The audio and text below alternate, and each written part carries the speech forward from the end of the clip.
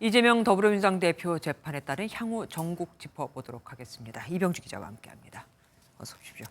이 기자, 민주당 반응부터 먼저 정리를 해보죠. 네, 한마디로 정리하면 너무 충격적이다라고 할 수 있을 것 같습니다. 그간 판례에 비춰볼 때 전례 없는 감정적 판결이라는 건데요. 한 방 먹어서 얼얼하다, 심하게는 예상치 못하게 훅 들어왔다면서 제2의 흉기 테러라는 말도 나왔습니다. 공직선거법 위반 혐의, 설마 유죄가 나오더라도 이 3심을 거쳐서 정치 생활에 영향 없는 100만 원 이하 벌금형이 나올 거다, 이런 전망이 민주당 내에서 많았었습니다. 네. 다만 한 의원은 어제 김혜경 여사 판결부터 사법부의 강한 판결이 우려됐었다, 이런 말을 전하기도 했습니다. 그런데 오늘 선고가 끝이 아닙니다. 지금 남은 여러 개 재판 선고 중에 지금 처음이잖아요. 네, 그래서 민주당은 더욱 긴장하는 분위기입니다. 이재명 대표는 SNS 등을 통해서 오는 25일로 예정된 위증교사와 관련한 사건의 억울함을 적극적으로 알려왔습니다. 의원들 사이에서도 오늘보다 위증교사 재판에서 더 무거운 형이 선고될 거다, 이런 우려가 컸었는데요. 여당도 같은 생각을 하고 있습니다. 사안 자체가 이 공직선거법 위반 못지않게 중한 사안이기 때문에 오늘의 형량을 보려 한다면 오늘의 형량보다도 다소 중한. 물론 충격적이긴 하지만 그렇지만 이번 달에 나오는 선고들이 다 1심 선고 아닙니까? 네, 그런데요. 소수긴 했지만요. 앞서 말씀드렸던 이 위증교사 사건보다 오늘 사건이 더 우려된다, 이런 목소리도 일부 있었습니다. 대법원에서 모든 사건의 재판 신속 처리를 당부하고 있고요. 특히 공직선거법의 경우 2심과 3심 각각 3개월 내 처리하라는 압박이 크다는 겁니다.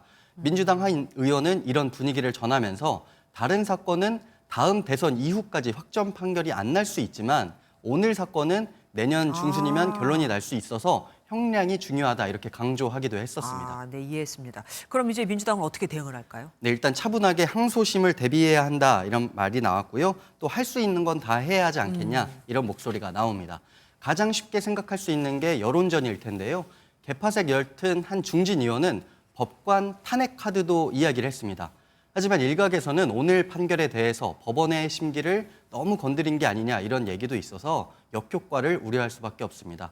법률가 출신의 한 민주당 의원은 1심 판결이 너무 의외라고 말을 하면서요. 그렇기 때문에 항소심에서 판단이 바뀔 수도 있다, 이런 기대를 내비쳤습니다. 네. 민주당은 당장 내일 장외 집회부터 총력전 벌일 것으로 보이고요.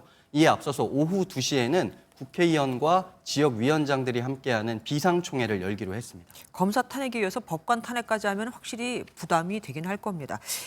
이재명 대표 리더십 나가서 차기 대권 구도도 혹시 흔들릴까요? 현재로서는 전혀 그럴 것 같진 않습니다. 네. 오늘 법원을 찾은 의원들 이 대표 만류에도 70명이 넘었는데요. 한 중진 의원은 오늘 만약에 100만 원 이하의 벌금형이었다면 오히려 당 내부에서 이런저런 말이 많았을 텐데 이렇게 세게 때리니까 다른 말을 할 수가 없다, 이렇게 말을 했습니다. 네. 더 똘똘 뭉칠 수밖에 없다는 얘기입니다. 네. 차기를 꿈꾸는 민주당 유력 주자들도 섣불리 나섰다가 반감만 키울 수 있어서 판결의 파장을 지켜볼 가능성이 네. 큰데요. 김경수 전 경남지사와 김부겸 전 총리 측근들 연락해 보니까요. 현재 두 분 다 해외에 체류 중이라서 관련한 입장 듣지 못했다, 이렇게 설명을 했습니다. 센 형량이 오히려 더 똘똘 뭉치게 했다. 알겠습니다. 지금까지 이병주 기자와 함께했습니다.